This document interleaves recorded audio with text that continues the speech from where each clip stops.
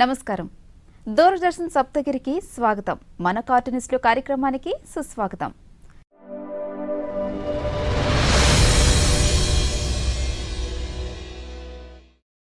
కార్టూన్లు ప్రతిరోజు మనం నిద్రలేవగానే పేపర్ తెరవగానే పలకరించే గీతల సుప్రభాతాలు, మనలో సామాజిక చైతన్యాన్ని నిద్రలేపే వ్యంగ్యరేఖలు.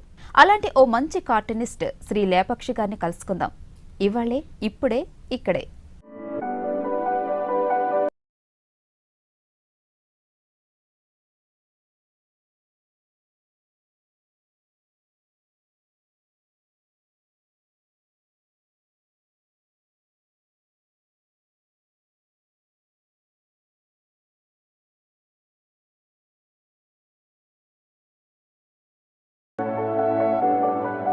లేపాక్షి కలం పేరుతో కార్టూన్లు వేసే వీరి పూర్తి పేరు ఎం లేపాక్షిరెడ్డి. 26 ఏప్రిల్ 1960లో జన్మించారు. ఆర్టిస్టుగా, కార్టూనిస్టుగా ఎన్నో దినపత్రికల్లో పనిచేసి ప్రస్తుతం ఓ ప్రముఖ తెలుగు పత్రికలో డిప్యూటీ డైరెక్టర్గా పనిచేశారు. 1975 నుంచి కార్టూన్లు గీస్తున్నా. మా నాన్నగారి పేరు ఓబులరెడ్డి, మా అమ్మగారు స్వర్గీయ సరోజమ్మ, మా ఆవిడ పేరు మంజుల, నాకు 2 పిల్లలు. అబ్బాయి పేరు హర్షవర్ధన్ రెడ్డి, మా కోడలు పూజిత, కూతురు పేరు నితీష. మాది అనంతపురం జిల్లా కదిరి తాలూకా నంబుల్పూలుగుంట ఊరికి దగ్గరలో ఉన్న బందారు చెట్లపల్లి అనే చిన్న ఊరు. అందులో నుంచి నేను కార్టూన్లు గీసేవాడిని. ఆ రోజుల్లో చాలా కష్టపడి మేము ఏవి నాకు దొరికేటివి కాదు, వాటికి కావాల్సిన ఎక్విప్మెంట్స్ ఏవైనా కానీ చాలా కష్టపడి కార్టూన్లు గీయడం మొదలెట్టాను. ఆ రోజుల్లో నాకు ఆ సలహాలు ఇచ్చేవాళ్ళు కూడా లేరు ఎవరు, నాకు గురువులు కూడా ఎవరు ఉండేవాళ్ళు కాదు అప్పటికే. మా తోటి కార్టూనిస్టులు వేసిన కార్టూన్లనే ముందు పెట్టుకొని గీసి కొద్దిగా 1-2 కార్టూన్లు పబ్లిష్ అయ్యేవి. అప్పటి నుంచి మాకు ఆ దగ్గరలో నా కదిరికి వెళ్ళి బుక్స్ కొనుక్కొచ్చుకొని అందులో కార్టూన్లని కట్ చేసి ఒక ఆల్బమ్లో తయారు చేసుకొని, నేను మా తమ్ముడు గాంధీ, అతను కార్టూనిస్టే, ఇద్దరం కలిసి కార్టూన్ల మీద కుస్తీ పడుతుండేవాళ్ళము. అప్పటికి ఏవి మాకు పోస్టర్లు ఇవి కానీ అవి సరిగ్గా సౌకర్యాలు ఉండేటివి కాదు. కానీ మేము ఏవో కష్టపడి ఇద్దరము ఒకరికొకరు సహాయం చేసుకుంటూ కార్టూన్లు మొదలెట్టాము. 1-2 కార్టూన్లు మాకు క్రోక్యూల్ హాస్యప్రియ అని ఒకటి తెప్పించుకునేవాళ్ళం. శంకు గారు నడిపేవాళ్ళు దాన్ని. అప్పుడు హాస్యప్రియ అనే పేరు లేదు కానీ క్రోక్యూల్ మ్యాగజైన్ అనేవాళ్ళు. దాంట్లో ఫస్ట్ నా కార్టూన్ ప్రింట్ అయింది. అది జిరాక్స్ వచ్చేదన్నమాట. జిరాక్స్ కాపీని అప్పుడు మాకు మ్యాగజైన్ లాగా వచ్చేది. దాని నుంచి అప్పటి నుంచి కొంచెం ఎంకరేజ్మెంట్ వచ్చింది మాకు. ఎలా ఏ పెన్నుతో వేయాలి, ఏ పేపర్తో వేయాలి, ఏ సైజులో వేయాలి అన్నీ అందులో ఉండేటివి. దానివల్ల కొద్దిగా కార్టూన్లు నేర్చుకోవడం మొదలెట్టాను. ఇంకా అక్కడి నుంచి కార్టూన్లు ఒకటోటి ప్రింట్ అవుతూ ఉండటం వల్ల నేను కాలేజీలో చేరిన తర్వాత, ఇంటర్లో జాయిన్ అయిన తర్వాత నా కార్టూన్లను కొంతమంది చూసి ఇతను కార్టూనిస్టు అని నాకు కొంత గుర్తింపు రావటం మొదలెట్టింది. కార్టూన్లు వేయటం అంటే నన్ను ప్రత్యేకంగా చూడటం మొదలెట్టారనమాట. ఇదేదో బాగుంది అనిపించి అప్పటి నుంచి కార్టూన్లు గీయటం మొదలెట్టాను. అప్పుడు కొద్దిగా ఆంధ్రప్రభ కానీ అన్ని మ్యాగజైన్లు ఇంచుమించు అన్నీ వస్తూ ఉండేటివి. 2-3 మ్యాగజైన్లు మాత్రం రిజెక్ట్ చేసేవాళ్ళు, మిగతా అన్ని మ్యాగజైన్ల నుంచి కార్టూన్లు వచ్చి చేసేటివి. అలా నా కార్టూన్ల ప్రస్థానం మొదలైందండి.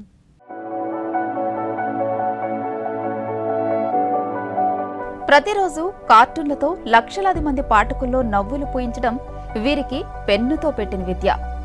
మౌనంగా వీరి గీసే సబ్జెక్ట్ కార్టూన్లకు అంటే దొంగ పోలీస్, భార్యాభర్తలు, షాపింగ్, విమాన ప్రయాణం, వాస్తు మొదలైన వాటికి విశేష ఆదరణ లభిస్తోంది.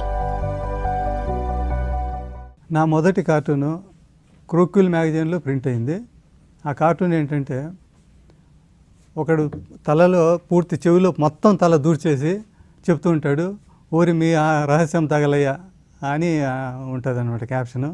అప్పుడు నాకు ఫస్ట్ తట్టిన కార్టూను, దాన్ని కార్టూన్కి వేశాను. అది బాగుందా లేదని తర్వాత కానీ అది ప్రింట్ అయ్యి వచ్చిన తర్వాత నాకు చాలా ఆనందం వేసింది. ఇక నా వృత్తి దగ్గరకు వచ్చేసరికి నేను ఫస్ట్ జ్యోతి మంత్లీలో జాయిన్ అయ్యానండి.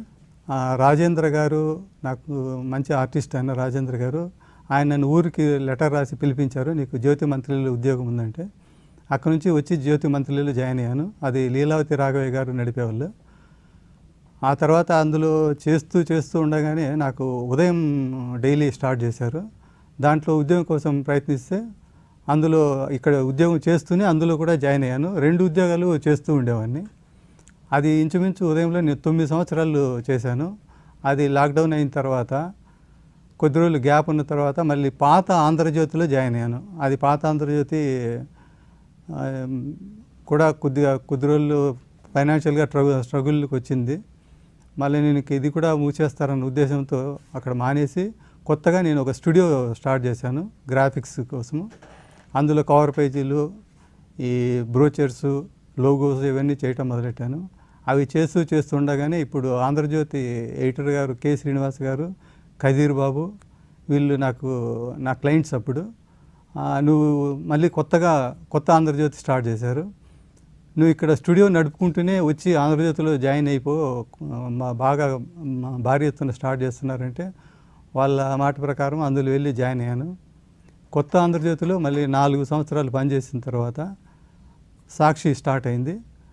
మళ్ళీ వచ్చి సాక్షిలో జాయిన్ అయ్యాను. దాంట్లో నేను ఆర్ట్ డైరెక్టర్గా జాయిన్ అయ్యాను, డిప్యూటీ ఆర్ట్ డైరెక్టర్గా.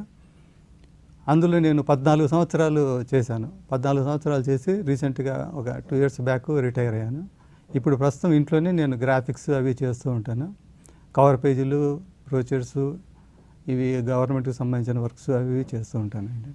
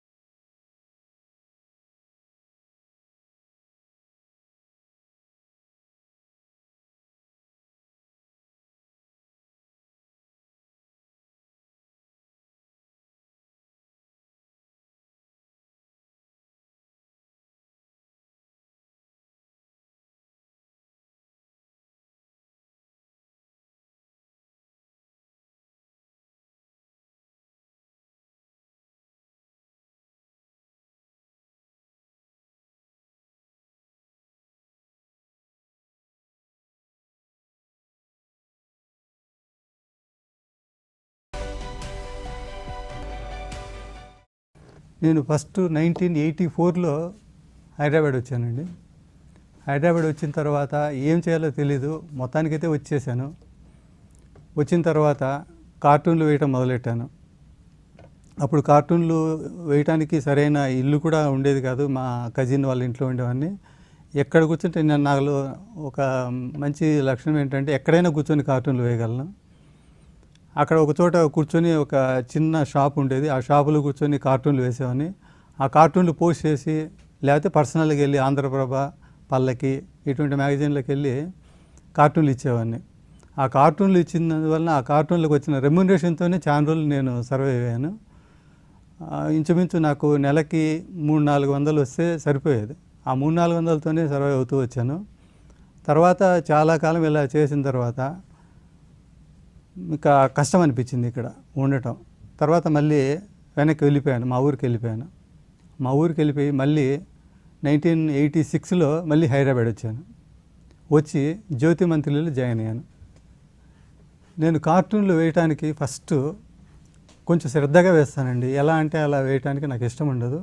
ఓ పద్ధతి ప్రకారమే వేస్తాను. కూర్చోవటము ఎలా కూర్చున్నా కానీ, ఎక్కడ కూర్చున్నా కానీ ఒక చిన్న ప్యాడ్ తీసుకొని అక్కడే పెన్సిల్ స్కెచ్ పర్ఫెక్ట్గా వేసుకుంటాను. అదే లైన్ మీద ఎక్కువ పక్కకు కొద్దిగా కొన్ని పక్కకు పోతాయి, కానీ ఇండియన్ ఇంక్ ముంచి పాతకాలం నాటి క్రోకెల్ నిబ్బు కానీ మామూలు మెటల్ నిబ్బు కానీ ఉంటుంది, అది తీసుకొని దాని నుంచి పర్ఫెక్ట్గా థిన్ అండ్ థిక్ లైన్తో వేస్తాను నేను. వేసిన తర్వాత దాన్ని మొత్తం తిడిపేసిన తర్వాత దాన్ని స్కాన్ చేసి ఫోటోషాప్లోకి తీసుకెళ్తాను. ఫోటోషాప్లో కలర్స్ ఒక కలర్ ప్యాలెట్ తయారు చేసుకున్నాను. అందులోంచి కలర్స్ మొత్తం ఫిల్ చేయటము, కొత్త రకం బ్రష్లు డౌన్లోడ్ చేసుకుంటాను నేను. యాక్చువల్గా ఉన్న డిఫాల్ట్ బ్రషెస్ వాడను నేను. అన్నీ పర్ఫెక్ట్గా నేను ఏవైతే స్ప్లాటర్ బ్రషెస్ అని, వాటర్ కలర్ బ్రషెస్ అని, ఆ తర్వాత స్ప్రింక్ బ్రషెస్ అని కొన్ని ఉంటాయన్నమాట. అవన్నీ డౌన్లోడ్ చేసుకొని నా నా ఫోటోషాప్ ఏదైతే కంపాటిబిలిటీ ఉంటాయో వాటి నుంచి కలరింగ్ చేస్తాను. ఆ కలరింగ్ కూడా నేను బ్లాక్ లైన్ థిక్గా ఉండేలా చూసుకుంటాను. అవుట్లైన్ ఉన్నది చాలా థిక్గా ఉంటుంది నాది. టోటల్గా చూస్తే కార్టూను ముందు చదవాలనిపించేలా ఉంటుంది అనమాట. అలా నేను చాలా కాలం నుంచి మెయింటైన్ చేస్తూ వచ్చాను. అందుకే నా కార్టూన్లు చూస్తూనే కొద్దిగా అట్రాక్టివ్గా అనిపిస్తాయి. ఆ తర్వాత నేను కార్టూన్లలో శ్రద్ధగా పెట్టేది ఏంటంటే ఎక్కువ క్లమ్జీగా లేకుండా చూసుకుంటాను. క్యారెక్టర్స్ ఎంతవరకు అవసరమో ఆ క్యారెక్టర్సే చూసుకుంటాను. ఆ తర్వాత మొహంలో హావభావాలు ఎక్స్ప్రెషన్స్ కరెక్ట్గా ఉండాలి. నేను ఏదైతే చెప్పదలుచుకున్నానో ఆ క్యాప్షన్కి ఈ హావభావాలకి కరెక్ట్గా మ్యాచ్ అయ్యేలా చూసుకుంటాను. ఆ క్యాప్షన్ కూడా కొంచెం ఫన్నీగానే ఉండాలి. నా కార్టూన్లో నేను ఎక్కువగా లైక్ చేసేది హాస్యమేనండి. ఆహా అనే కార్టూన్ల కంటే ఆహా అనే కార్టూన్లకే నేను ఎక్కువ ప్రాధాన్యత ఇస్తాను. నేను ఇష్టపడే కార్టూన్లు కూడా అవే. అందుకే నాకు ఎక్కువ అవార్డులు కూడా రాలేదు. నేను ఎందుకంటే అవార్డు కార్టూన్లు ఎక్కువ వేయలేకపోయాను. వచ్చాయి కానీ కొన్ని బాపు రమణ అవార్డు కానీ అలాంటివి వచ్చాయి. మంచి 2-3 అవార్డులు వచ్చాయి. కానీ నాకు గొప్పగా చెప్పుకోదగ్గది బాపు రమణ గారి అవార్డు రీసెంట్గా వచ్చింది. అంతేనండి. నాకు పెద్దగా అవార్డులు ఏమీ నేను తీసుకోలేదు. ఒక 10-15 అవార్డులు మాత్రం వచ్చింటాయి అంతే. తన లైన్లో పరిణితి రావడానికి కార్టూనిస్ట్ శంకర్ గారు డిజిటల్ టాబ్లెట్ మీద కార్టూన్లు గీసి కలరింగ్ చేయడం, కార్టూనిస్ట్ రాజుగారు చేసే విధానం వీరికి ఎంతో ఇష్టం. వీరికి ఫ్యామిలీ కార్టూన్లంటే ఇష్టం. మన ఇళ్లలో జరిగే సాధారణ విషయాలే వీరి కార్టూన్లకు నేపథ్యం. శ్రీ లేపాక్షి గారు దాదాపు అన్ని తెలుగు పత్రికల్లోనూ కార్టూన్లు గీశారు. ఫేస్బుక్లో కూడా వీరి కార్టూన్లకు మంచి ఆదరణ లభిస్తోంది.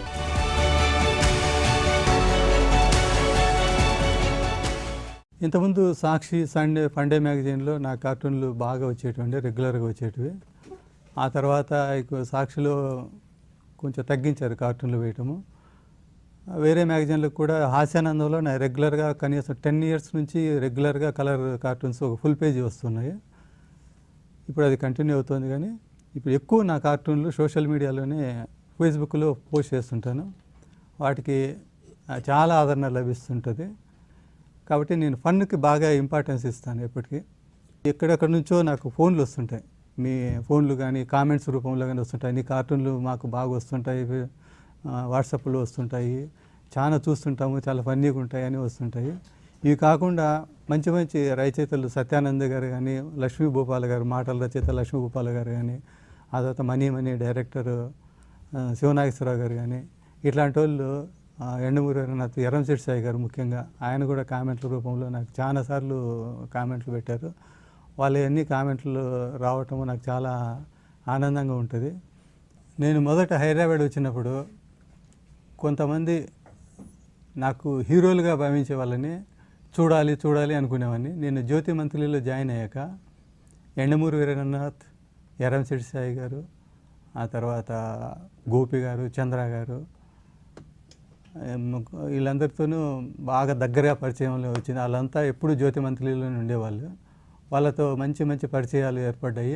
అప్పుడు కార్టూన్లు గీస్తున్నప్పుడు వాళ్ళు కూడా నన్ను చాలా అభినందించేవాళ్ళు. చాలా బాగా వేస్తున్నావు. నేను అప్పుడు కొంచెం కుర్రాళ్ళలాగా ఉండేవాడిని. చాలా అభినందించేవాళ్ళు.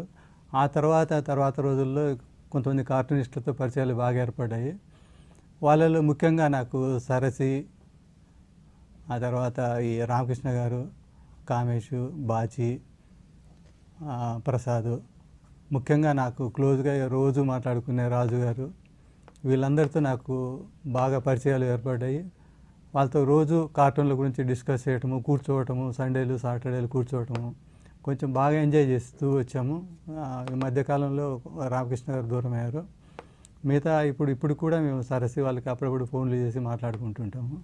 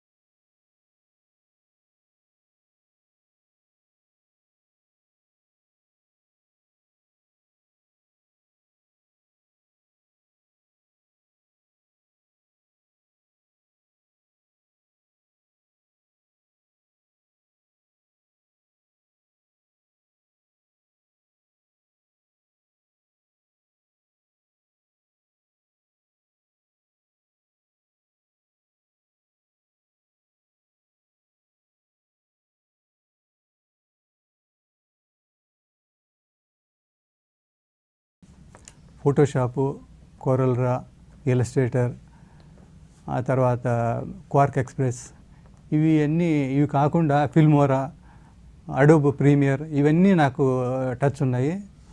ఫోటోషాప్‌లో బాగా అనుభవం ఉంది నాకు. ఎందుకంటే నా ప్రొఫెషనే అది. నేను ఆర్ట్ డైరెక్టర్‌గా సాక్షిలో ఆర్ట్ డైరెక్టర్‌గానే చేశాను. నాకు అక్కడ సుమారుగా 70-80 మంది ఆర్టిస్టులు ఉండేవాళ్ళు. వాళ్ళలో కొంతమందికి ఫోటోషాపు, కొరల్‌డ్రా, క్వార్క్ ఎక్స్‌ప్రెస్ ఇవి నేర్పడం నా ప్రొఫెషన్‌లో ఒక భాగం అనమాట.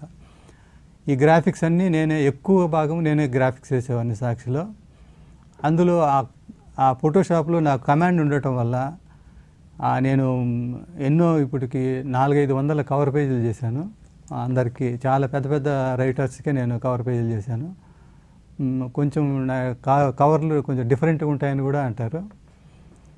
అందులో ఉన్న అనుభవాన్ని నేను ఫోటోషాప్ని బాగా కార్టూన్లలో కూడా ఉపయోగించుకోవటం వల్ల కార్టూన్లలో కలరింగ్ కానీ ఏదైనా కానీ కొంచెం డిఫరెంట్గా ఉంటుంది, పర్ఫెక్ట్గా ఉంటుంది. ఒక కార్టూన్కి ఒక తల ఎక్స్ప్రెషన్ సరిగా లేదనుకోండి, ఆ తల తీసేసి 4-5 ఎక్స్ప్రెషన్స్ వేరే తలలు వేసుకొని ఒకటి అటాచ్ చేసుకొని చేయగలను.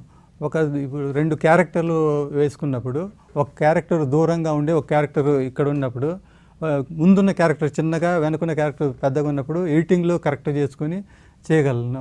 దానివల్ల నా కార్టూను చూడటానికి పర్ఫెక్ట్గా అనిపిస్తుంది అనమాట. ఇది మా ఫ్రెండ్స్ కూడా అనేది అదే, నీ కార్టూన్లలో కలర్స్ పర్ఫెక్ట్గా ఉంటాయి, బ్రైట్గా ఉంటాయి, ఇంత బాగా ఎలా వేస్తారు అని అడుగుతారనమాట. దానికి కారణం ఇదే, నేను గ్రాఫిక్స్లో బాగా ఎక్స్పీరియన్స్ ఉండటం వల్ల నేను చేయగలుగుతున్నాను. నాకు కార్టూన్లకి సబ్జెక్ట్కి పరిమితులు అంటూ ఉండవండి. అన్ని సబ్జెక్టులు తీసుకుంటాను నేను. కొన్ని సబ్జెక్టులు బాగుండొచ్చు, కొన్ని సబ్జెక్టులు బాగుండకపోవచ్చు, కానీ పలాని దాని మీద వేయాలి, పలాని దాని మీద వేయకూడదని రెస్ట్రిక్షన్స్ అంటూ వాళ్ళు పెట్టినా నేను పెద్ద లెక్క చేయను. నాకు ఏది మంచిగా అనిపిస్తే, ఫన్ అనిపిస్తే దాని సబ్జెక్టు మీద వేసేస్తుంటాను. ఈ మధ్య నేను మూఢనమ్మకాల మీద కొన్ని కార్టూన్లు వేసినవి జన విజ్ఞాన వేదిక వాళ్ళు అడిగి మరీ తీసుకొని వాళ్ళ మ్యాగజైన్లో ప్రింట్ చేసుకున్నారు. ఇంకొన్ని ఏంటంటే నేను కాంటెంపరీగా ఈరోజు ఏదైనా సబ్జెక్టు ఏదైనా ఇన్సిడెంట్ జరిగితే దాని మీద వేస్తుంటాను ఎక్కువ. వాటికి బాగా రెస్పాన్స్ వస్తుంది. ఈ కరోనా మీద కూడా నేను చాలా కార్టూన్లు వేశాను. ఆ తర్వాత కొన్నాళ్ళ క్రితం ఫేస్బుక్ మీద 60 కార్టూన్లు వేశాను నేను వరుసగా. అన్ని ఫేస్బుక్ మీదనే సబ్జెక్టు. నేను రాజు కలిసి ఫేస్బుక్ కార్టూన్లు అని వేశాము. ఆ తర్వాత నావి 2 గురువారెడ్డి గారని doctor Guruva Reddy sunshine hospital doctor ఆయనకి మంచి నా కార్టూన్లు అంటే చాలా ఇష్టం అనమాట. ఆయన హాస్పిటల్కి వెళ్ళినప్పుడు 2-3 సార్లు కలిసినప్పుడు లేపాక్షి నీ కార్టూన్లు చూస్తుంటాను, బుక్ వేసేద్దాము, నువ్వు కార్టూన్లు అన్నీ కలెక్ట్ చేయి అన్నారు. 2-3 సార్లు పట్టించుకోలేరు. మూడోసారి అడిగాడు మళ్ళీ, ఏమయ్యా కార్టూన్లు రెడీ చేసావా, బుక్ వేసేద్దామన్నాడు. అయ్యే సార్ చేస్తాను, ఒక నెలలో నాకు ఒక 15 days టైం ఇవ్వండి అంటే చేసేయి, తొందరగా వేసేయి అన్నారు అనమాట. తర్వాత అంతా బుక్ అయిన తర్వాత నవ్వొచ్చే కార్టూన్లు 1, నవ్వొచ్చే కార్టూన్ 2 అని ఒకేసారి తయారు చేసి సార్ రెడీగా ఉంది సార్ అంటే నువ్వు కళాజ్యోతికి పంపించేసి అన్నారు. ఆయన మొత్తం ఆ కార్టూన్ల ఖర్చులు భరించి మొత్తం 2 పుస్తకాలు ప్రింట్ చేయించి ప్యాక్ చేయించి నాకు ఇంటి దగ్గరికి వచ్చేంత వరకు ఆయనే చూసుకున్నారు. ఆయనకి థ్యాంక్స్ చెప్పాలి. ఆ కార్టూన్ల వల్ల నాకు మంచి పేరు వచ్చింది. ఎగ్జిబిషన్లో కానీ ఎక్కడైనా బాగా అందరి చేతుల్లోకి అవి వెళ్ళిపోయాయి. ఆ కార్టూన్లు చూసి నాకు చాలామంది ఫోన్లు చేశారు, పెద్ద పెద్ద వాళ్ళందరూ ఫోన్లు చేశారు. వాళ్ళందరికీ ధన్యవాదాలు. అదే కాకుండా నేను, సరసి, రామకృష్ణ, బాచి, కామేష్, పద్మాదాస్ మొత్తం 6 కలిసి ఒక పుస్తకంగా తీసుకొచ్చాము, 6 కార్టూనిస్టులు అనే పేరుతో. ఆ తర్వాత 260 జోకులని నేను హిందీలోంచి ట్రాన్స్లేట్ చేసిన 260 జోకులు అనే పుస్తకాన్ని ఒకటి తీసుకొచ్చాను. ఇవి మొత్తం నా సంకలనాలు. ఒక ఐడియాను తవ్వి తీయడం, దానికి పాత్రలు సృష్టించి డైలాగులు రచించి రంగులు అద్ది లైన్లు గీసి రస పోషణ చేసి మనల్ని అన్ని విధాలా నవ్వించడానికి ఎంతో కష్టపడతారు కార్టూనిస్టులు. మీ కార్టూన్లు ఐడియాలు ఎలా వస్తాయని కొంతమంది అడుగుతుంటారు. నిజానికి కార్టూన్లు ఐడియాలు ఎలా వస్తాయో నాకు కూడా అంత ఐడియా లేదు, కానీ కొన్ని మా తోటి కార్టూనిస్టుల కార్టూన్లు పుస్తకాలు తిరగేస్తుంటే వస్తుంటాయి. ఒకసారి ఏమైనా సంఘటనలు చూస్తే గుర్తు వస్తుంటాయి. నాకు ముఖ్యంగా నేను సిటీ బస్సులు ఎక్కుతాను, ఆర్టీసీ బస్సులు ఎక్కుతాను. ఎక్కి ఒక చోటికి ఎక్కడికో వెళ్ళిపోతుంటాను, దిల్సుఖ్ నగర్ లేకపోతే కోటికో ఇక్కడ పోతున్నప్పుడు ఆలోచించుకుంటూ పోతుంటే ఎక్కువ ఐడియాలు వస్తుంటాయి. అవన్నీ ఎప్పటికప్పుడు నోట్ చేసుకుంటాను. ఒక్కోసారి కార్టూన్లు వేస్తుంటే ఇంకొక కార్టూన్కి ఐడియా వస్తుంటుంది. ఇలా ఐడియాలు ప్రత్యేకంగా ఇదే విధంగా వస్తాయని ఏం లేదు, కొన్ని ఆటోమేటిక్గా పుట్టుకొస్తుంటాయి. ఒక్కోసారి ఎంత తల బాదుకున్నాయని ఒక ఐడియా కూడా రావు. తెలుగు వాళ్ళు హాస్యప్రియులు. మన ఏపీలో కానీ మన తెలుగు రాష్ట్రాల్లో ఎక్కువ మంది కార్టూనిస్టులు, 30 మంది భాగవేశాలు, 300 మంది కార్టూనిస్టులు ఉన్నారు.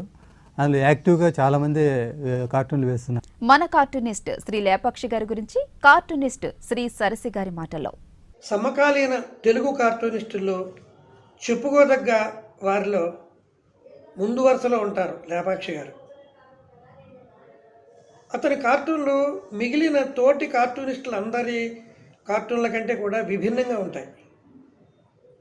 గీతలో కానీ, రాతలో కానీ, కలరింగ్లో కానీ వైవిధ్యభరితంగా ఉంటాయి. ప్రతి కార్టూనిస్ట్కి హాస్య చతురత ఉండాలి అంటాను నేను ఎప్పుడు. హాస్యాన్ని ఎంజాయ్ చేయాలి. అతను హాస్యాన్ని అవతల వాళ్ళకి పంచాలి. ఆ గుణం ఉన్న వాళ్ళ కార్టూన్లు చాలా బాగుంటాయి.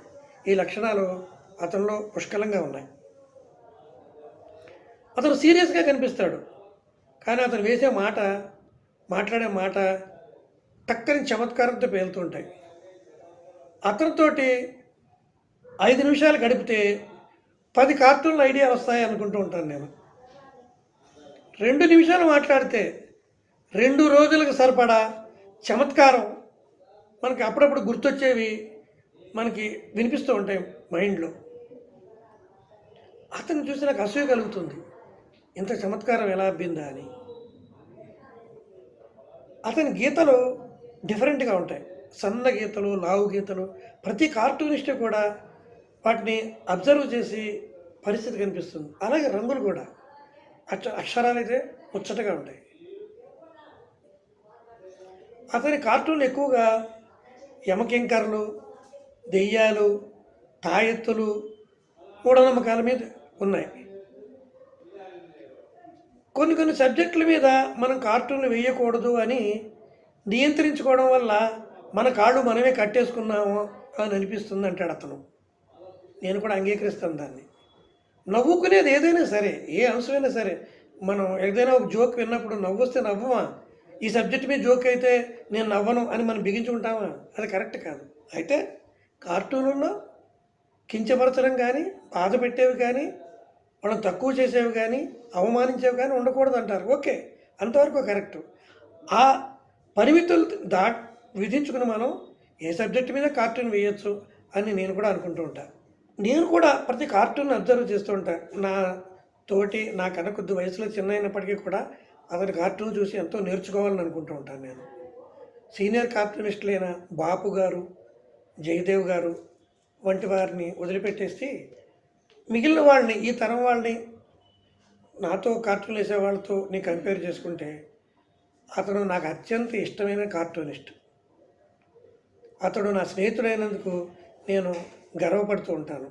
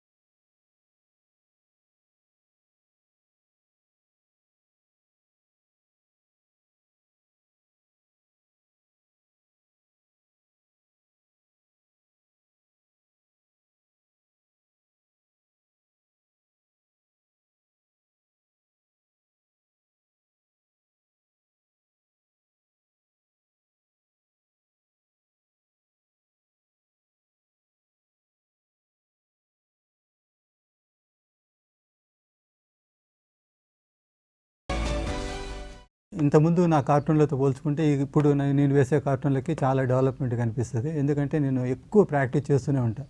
ఒక్కోసారి పేజీలు వైట్ నోట్బుక్ పెట్టుకొని అందులోంచి ప్రాక్టీస్ చేస్తూనే ఉంటాను.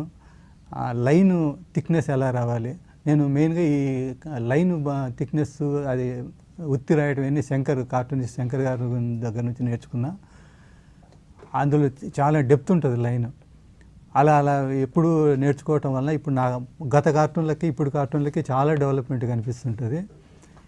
నేను ముఖ్యంగా క్యాప్షన్ రాయటంలో బాగా శ్రద్ధ చూపుతాను. ఆ క్యాప్షన్ 2 రాసుకొని ఒకసారి చదువుకుంటాను, మళ్ళీ కరెక్ట్గా వచ్చిందా లేదా, ఫన్ వచ్చిందా లేదా అని చదువుకుంటాను. చదువుకున్న తర్వాత ఆ లైన్స్ కొట్టేసి దాని మీద అక్షరాలు రాసుకుంటాను. ఈ అక్షరాలు రాసుకోవడానికి నేను ఆషామేషగా తీసుకోను, చాలా శ్రద్ధగా రాస్తాను. ఇది చంద్ర గారి నుంచి వచ్చింది నాకు. ఇది చంద్ర గారు నేను పర్సనల్గా ఆయన రాసేది కానీ బొమ్మలు వేసేది కానీ చూశాను కాబట్టి ఆయన రాసే అక్షరాలని కూర్చొని ఇప్పటికీ నేను అక్షరాలను ప్రాక్టీస్ చేస్తూనే ఉంటాను. అందుకని నా క్యాప్షన్లో చదువుకోవడానికి ఇబ్బంది లేకుండా పర్ఫెక్ట్గా ఉంటుంది అన్నమాట. ఇది నాకు చంద్ర గారికి నేను చాలా రుణపడి ఉంటాను. ఆయన అక్షరాలు అంటే నాకు చాలా ఇష్టం. ఆయన బొమ్మలే కాదు, బాపు గారి బొమ్మలు ఇష్టపడతాను, చంద్ర గారి బొమ్మలు కూడా అంత ఇష్టపడతాను. ఆ అక్షరాలని అంత పర్ఫెక్ట్గా ఫాలో అయ్యాను. కొన్ని సందర్భాల్లో చంద్ర గారు యాడ్స్ రాసేవాళ్ళు. ఆయన అందుబాటులో లేనప్పుడు చంద్ర గారి లాగే ఉంటాయి కదా నా అక్షరాలని నాతో కొన్ని చాలా యాడ్స్ కూడా రాయించేవాళ్ళు, నవోదయ వాళ్ళు. అది నాకు చాలా ఇష్టం అనమాట చంద్ర గారికి అక్షరాలు అంటే. మా కార్టూనిస్టులకి మంచి అవకాశాన్ని ఇచ్చిన సప్తగిరి దూరదర్శన్ వాళ్ళకి ఈ ప్రోగ్రాంలో నా ఇంటర్వ్యూని తీసుకున్నందుకు నాకు చాలా సంతోషంగా ఉంది. దూరదర్శన్ ప్రేక్షకులకి అందరికీ ధన్యవాదాలు. మన పెదాలపై ఒక చిరునవ్వు, దరహాసం, స్మైల్, లాఫ్ మెరవగానే వారు పరీక్షలో ఫస్ట్ క్లాస్లో పాస్ అవుతారు. అలా 3 దశాబ్దాలుగా ప్రతిరోజు కార్టూన్ల పరీక్ష రాస్తూ ప్రతినిత్యం గెలుస్తున్న శ్రీ లేపాక్షి గారు మరెన్నో కార్టూన్లతో, జోక్స్తో, కవర్ డిజైన్లతో కలకాలం వర్ధిల్లాలని కోరుకుందాం. మరోసారి మరో లబ్ధ ప్రవాసులైన కార్టూనిస్ట్తో కలుద్దాం. అందాక సెలవు, నమస్కారం. ఈ కార్యక్రమంపై మీ సలహాలు, సూచనలు తెలియజేయాల్సిన చిరునామా మన కార్టూనిస్టులు, కేర్ ఆఫ్ డైరెక్టర్, దూరదర్శన్ కేంద్రం, పున్నమ్మతోట, విజయవాడ 520010. మా ఇమెయిల్ ddkvij manacartoonistlu@gmail.com.